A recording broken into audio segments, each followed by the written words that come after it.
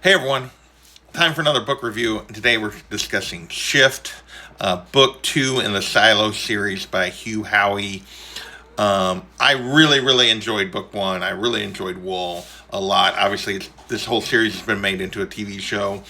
Book 2 takes you back to, is basically almost all a flashback. It takes you back to how the silos came to be, what was happening in the world, what we did, what was done to force people into the silos, and why the silos are there, and really what they're facing, what's going on the outside, uh, and then just how things are progressing, and ultimately you see where the status of silo number one.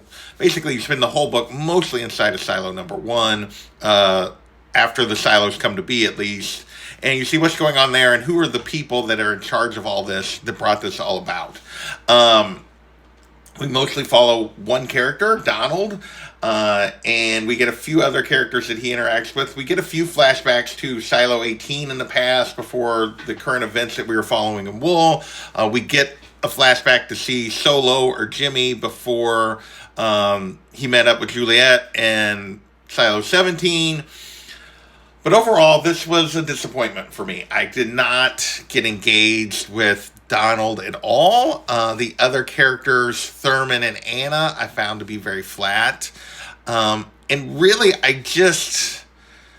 the story behind the silos was not nearly as interesting or gripping as the story of what was going on in Silo 18 in book one.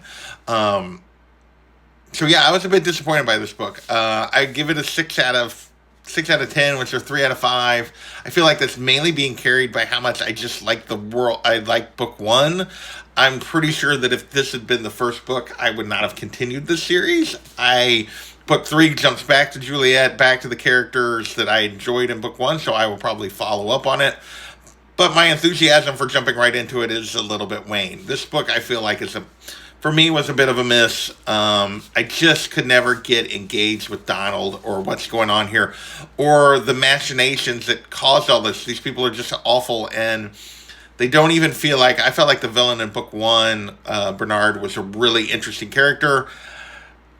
These don't really do that for me. So this was a bit of a disappointment. I still gave it a 3 out of 5 or 6 out of 10. But if you've seen the way I score stuff, that's pretty low for me. So I want to thank you guys for watching, and we'll come back with another book review later.